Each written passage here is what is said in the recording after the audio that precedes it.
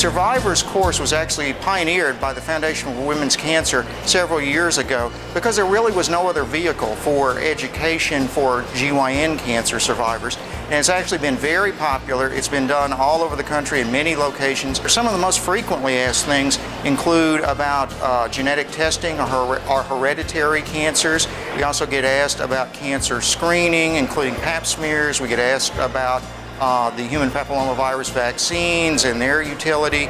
And obviously we get asked about treatments routinely, and particularly this year because we've had an explosion in the number of new treatments available for several different gynecologic cancers, and we're all still struggling to get our arms around that, so the patients, our survivors, certainly are too, so they're very interested in that.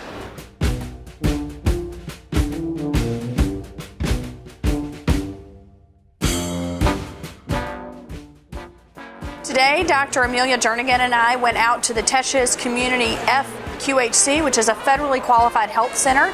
It's a community health center that serves the local county, and they actually had 13 outreach sites. So we did a webinar at the Action Center, and then that went out to all 13 of their sites. I think we were really pleased to find that this particular center had actually done a lot of work in HPV vaccine uptake, and they found that they had had real successes but were having trouble getting kids back for doses 2 and 3. And then when we looked at what they could do, they were really already in that moment of moving forward with some of the national recommendations. They'd heard about it and wanted more information. So they were looking at adding in things like a reminder recall system and standing orders that can really help kids to get doses 2 and 3 of the HPV vaccine. It's my first annual SGO meeting.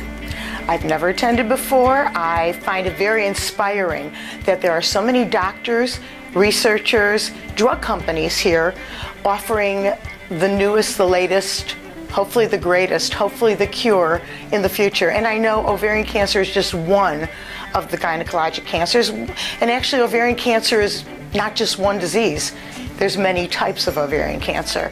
And I think it's exciting to see that there really are people working together to try and cure women of this disease. I think it would be inspiring for them to come because they would see the teams plural, of people that are really there searching for an answer, searching for a cure to help them. That when they feel they're isolated, they're alone, and they're not really sure if the doctor is doing everything in their best interest, if they came here and saw the number of doctors and nurses and researchers who are really trying to provide everything they can to help these women, I think they would feel valued.